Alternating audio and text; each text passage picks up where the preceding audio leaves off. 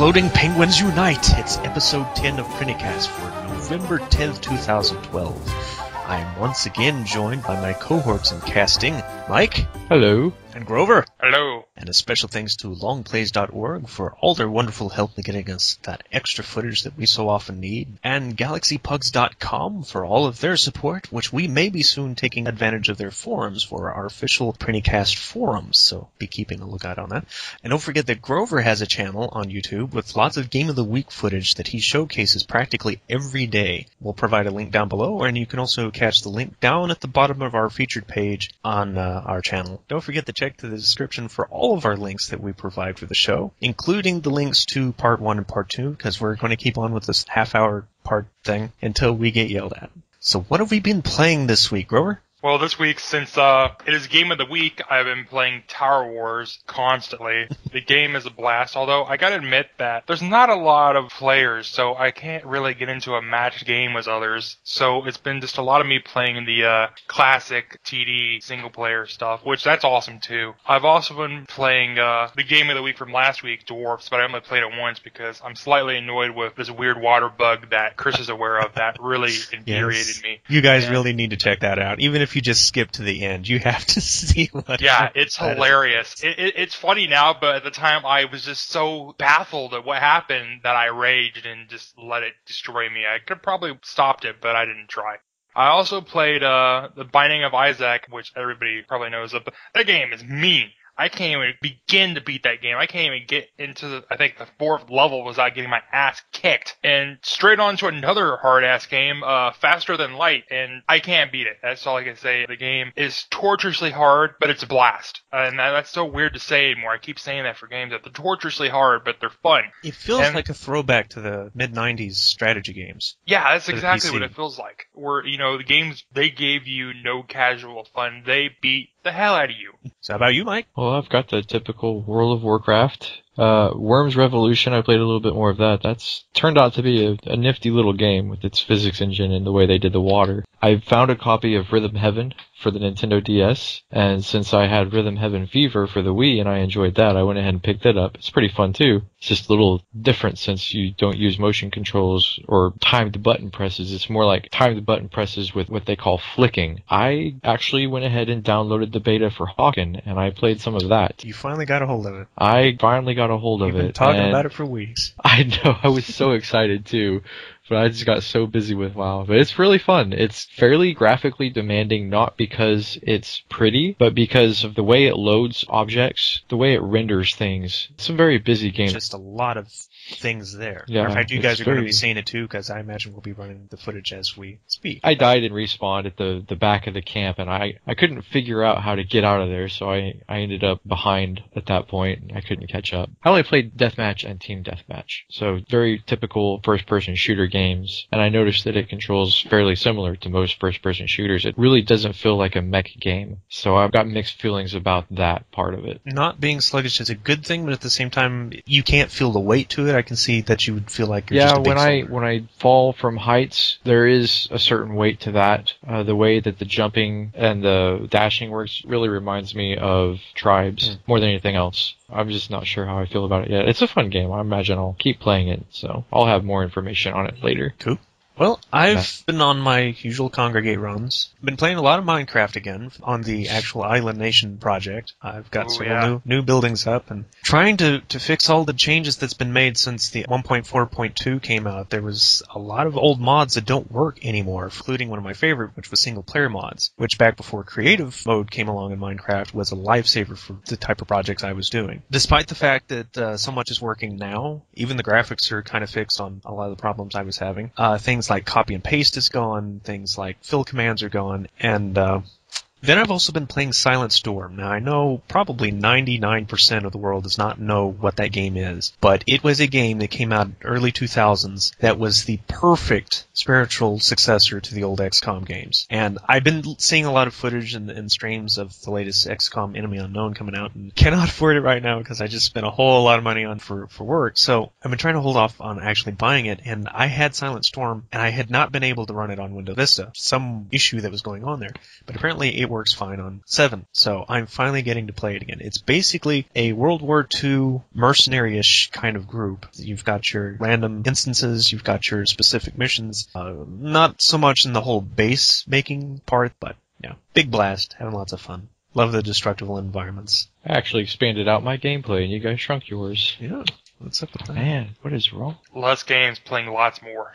So game news. I was actually worried that there was going to be an underwhelming amount of game news, but this is actually stacked up to be a pretty decent list. Probably one of the bigger news, not necessarily for everybody, but it seems to be everywhere, is GTA 5 has let out some more information, and even though their newest teaser is getting pushed back a little bit, they have let us in on a few little details. For example, that the story focuses on 3 protagonists instead of 1, and bounces between them. Basically, it's like a Google Maps, where it'll pull out, zoom way out, if this landscape is going to be bigger than supposedly GTA 4, Red Dead Redemption, and San Andreas combined, which is ridiculous, because as you can see from the footage here, this is a very highly detailed game. That sounds like one of those unapproachable Molyneux promises.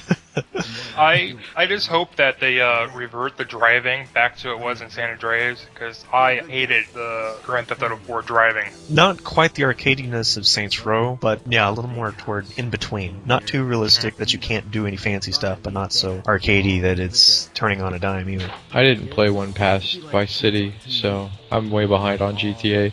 It's just one of those games that I couldn't bring myself to ever purchase, because I never actually played the game.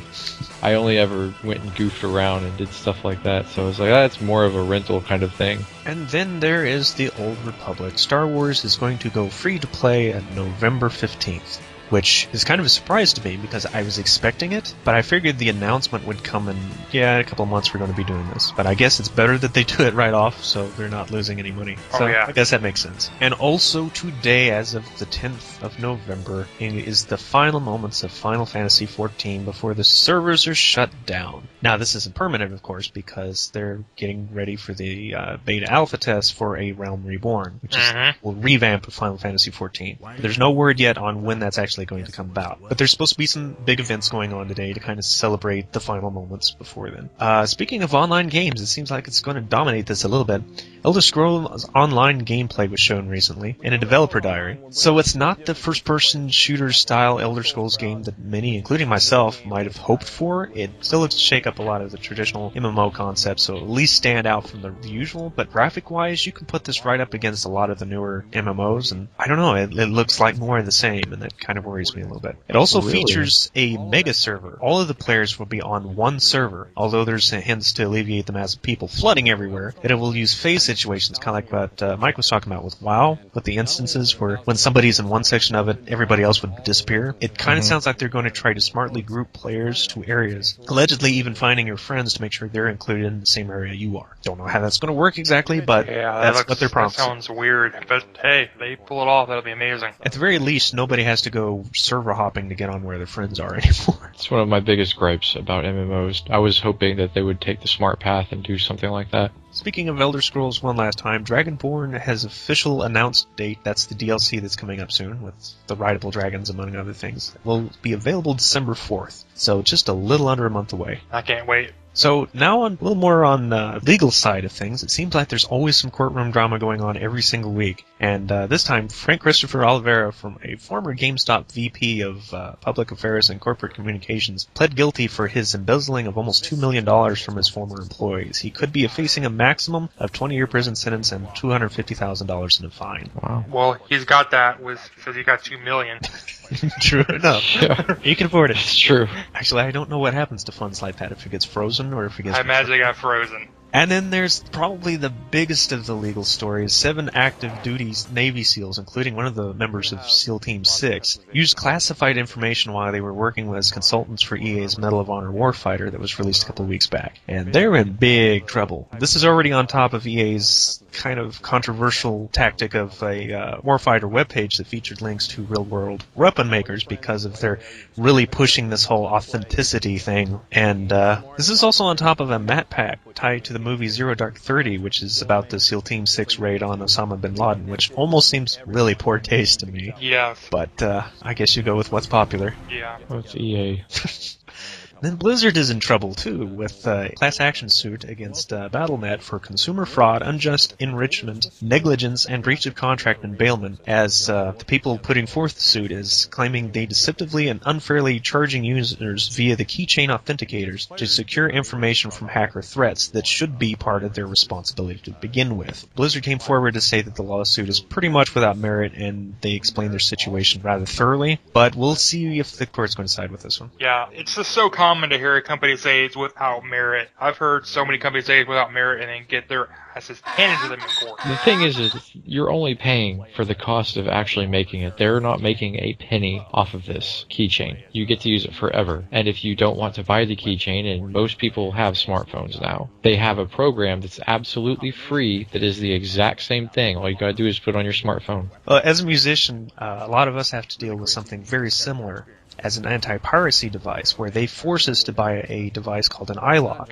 that is basically a USB key that fits in your computer as an authenticator for your software.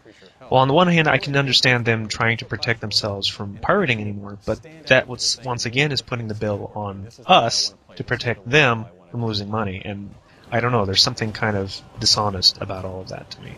And I'm kind of worried the game industry is going to go the same way. I'm not going to necessarily go into the whole story here, but I read something about Microsoft doing something very similar with some new technology that they've recently patented and copywritten that maybe worked into systems like Kinect, where if the system recognizes that certain people aren't authenticated to be playing a certain game or watching a certain movie, it will block the system from using it. Yeah, I don't like DRM. I do not like the sounds of that. But this is completely different, so we'll see how the courts take it. But also, in Blizzard news, there's actually 2 other mini-stories involved, including WoW is now back up to 10 million subscribers after Mists of Pandaria's launch, which isn't quite the 12 million they once held, but it's certainly an upswing from what they were losing. And there's also a new pet out to help the relief effort for Hurricane Sandy. All the proceeds that they get from the pet go to them. It's not out yet. It doesn't come out until 5.1 launches, and they don't have an actual official date for 5.1. They were already planning to release the pet. They were just going to have it for a different charity that they didn't specify. It was always going to be a charity pet. And when Hurricane Sandy happened, then they switched their plans up and they decided they would use that as their charity instead. It wasn't scheduled to go into the game until 5.1, and as with most programming, once you make those kind of plans, you have to stick with them.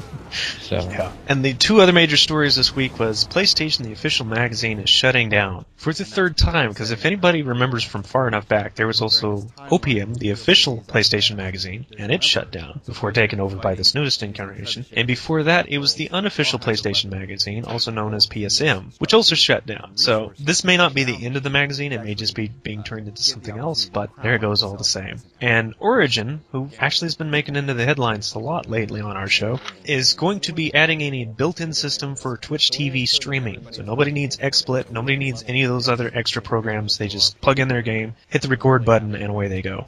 That sounds awesome. That does sound pretty cool. Of course, once Steam does something like that, nobody's going to care. Yeah. Yeah, that's true. Origin who? So did you guys have any news for this week? I have no news. Nothing in WoW. It's just a lot of the news on MMO Champion lately has been Blue posting pretty much backing down complaining customers. And I probably covered what news there probably was. The Cinder Kitten was one of them. Somebody accused Blizzard of profiteering and trying to make a publicity stunt out of it, and that's not fair. Because in that same accusation, said person stated that they should have just had something backed up for emergencies like this. And the response was basically, and how would you not turn that around on us? That we already have something prepared for a natural disaster. So yeah. I don't understand what's wrong with whatever they're doing. It's money going towards to help people. Sure. What the hell?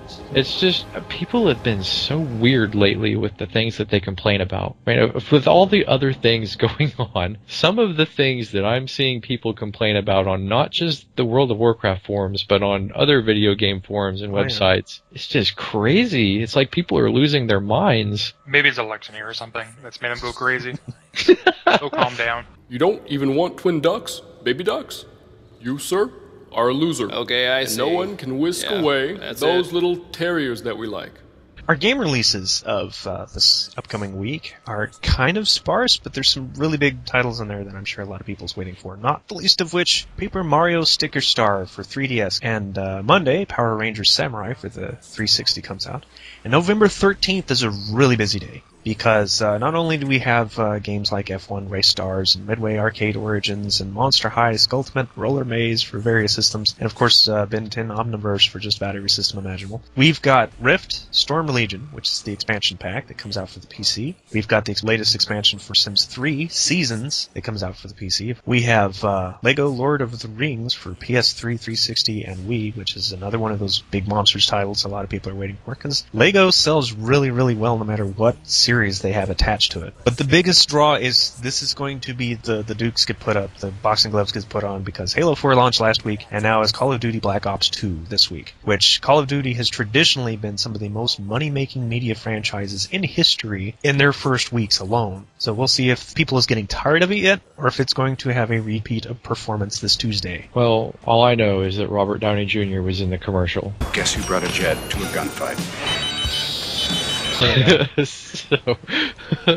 The week after that, November 18th, is not only going to be, of course, the launch of the Wii U, it's also going to be a launch of VGReleases.com, as to be believed. A ton of Vita games. I mean, there almost seems to be as many Vita games coming out as there's launch titles for the Wii U, so I'm a little confused about that, so we'll see where that goes and what happens. There's Victoria's taking the lead for the Wii and the DS. There's Hip Hop Dance Experience for the 360. There's Madden NFL 13 for the Vita, and Wonder Book of Spells, which was one of the showcases at the E3 this year, if I remember right, for the PS3's Move. And yeah, that concludes all of our game releases. Oh, wait.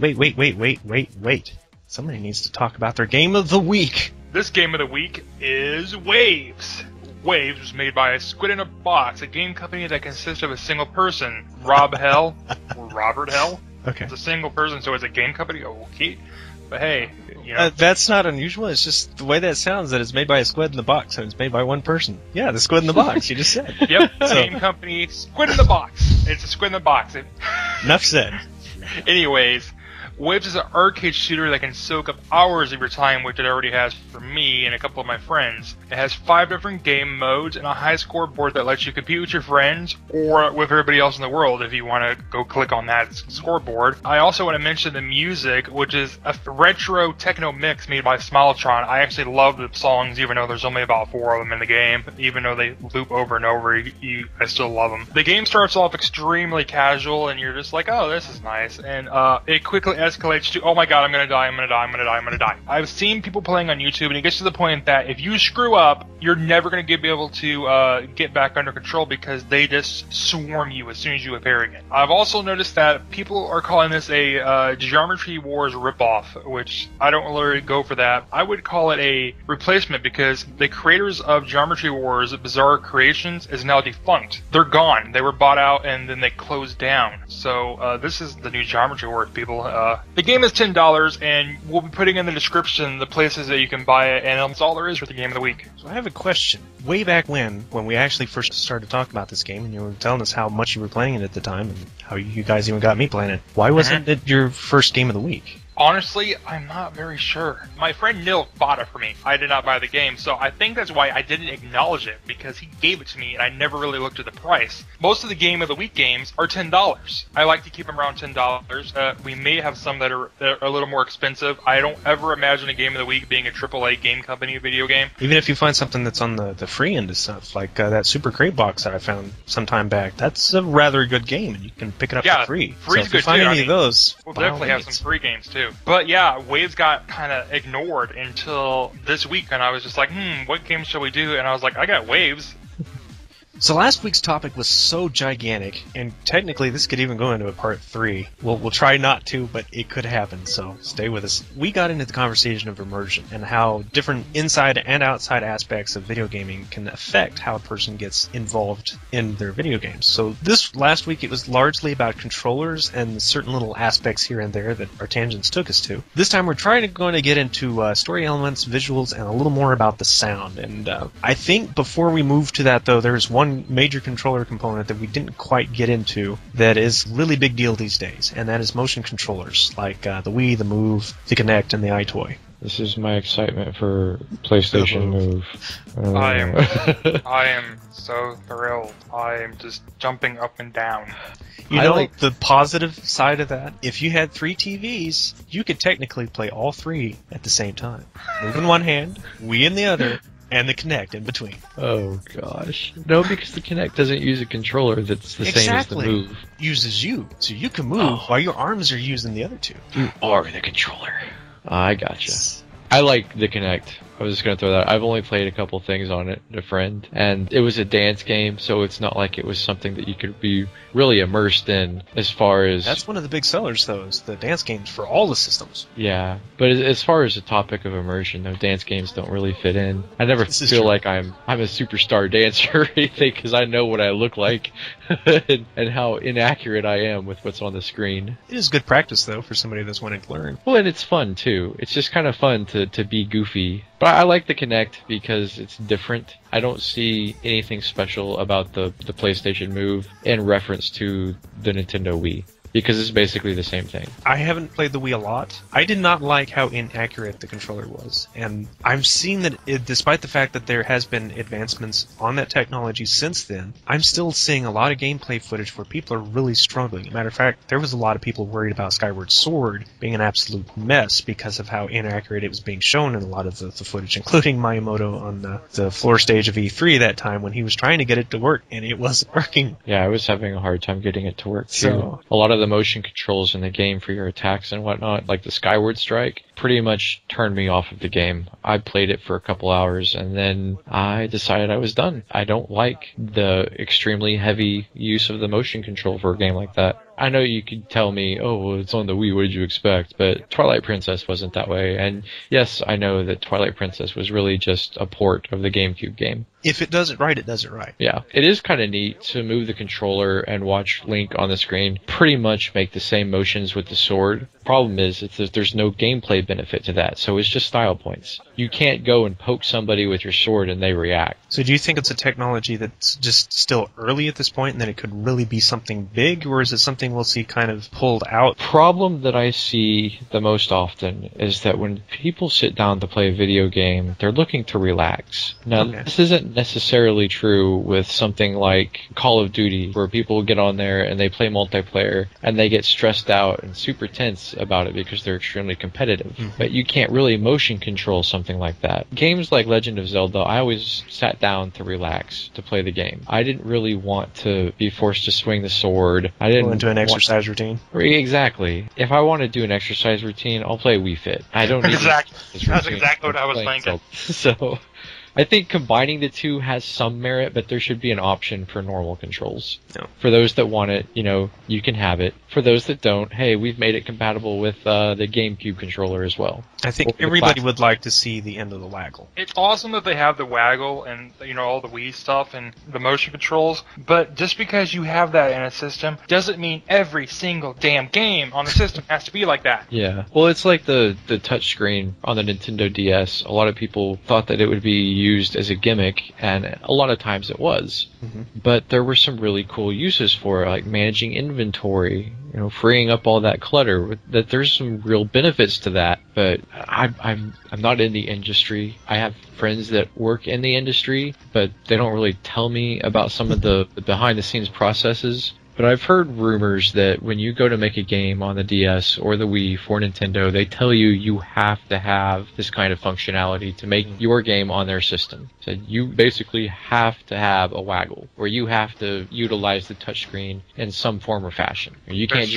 cannot just make your game available to us as a port from another system. You have to specialize it for us. Nintendo's always liked to have a tight rein on what goes into their system, and a lot of times that's actually paid off for them, but it's not made them a lot of friends in the third-party developers community. Because I remember when Sony would pull a lot of this type of stuff, when they were trying to force companies to use the PS3 6-axis, and that didn't go over very well. Or back in, I think it was more rumor and speculation than it was truth, but when the PlayStation 1 first came out, they did not want 2D games, supposedly, and they did not want any role-playing games. And I still have a hard time believing any of that, because some of the earliest RPGs on the system were published, not produced, but published by Sony, which was Wild Arms and Beyond the Beyond. And of course, if it wasn't for that, we would have never gotten games like Final Fantasy VII, which changed things for everybody. Yeah. But I don't know. I think the Nintendo forcing companies to try to utilize their technology is a smart thing on the side of them trying to make it more than just a gimmick. But at the same time, a lot of companies do not know how to utilize that technology very well. Yeah. Like all of the really shoddy ports of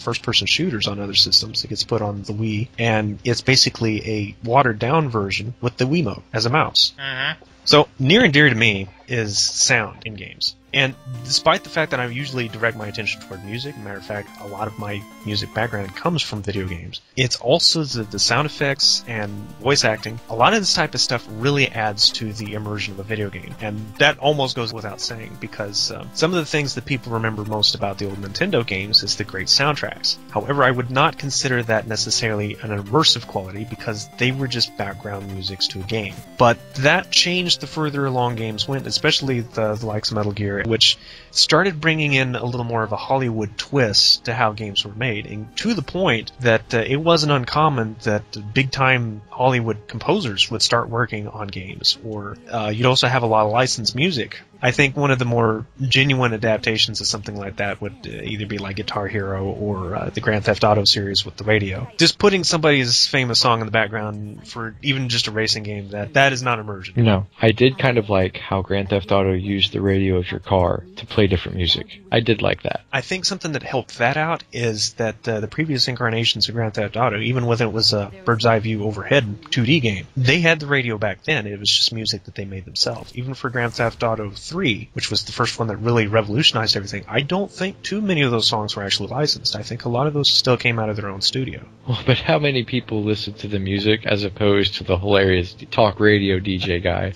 And this is all stuff that I kind of missed with Grand Theft Auto 4, one of the other problems that I had with it. It just wasn't as humorous. The music didn't seem quite as fitting. I know it was in a storytelling sense, but for the most part, it seemed to be really missing the giggles.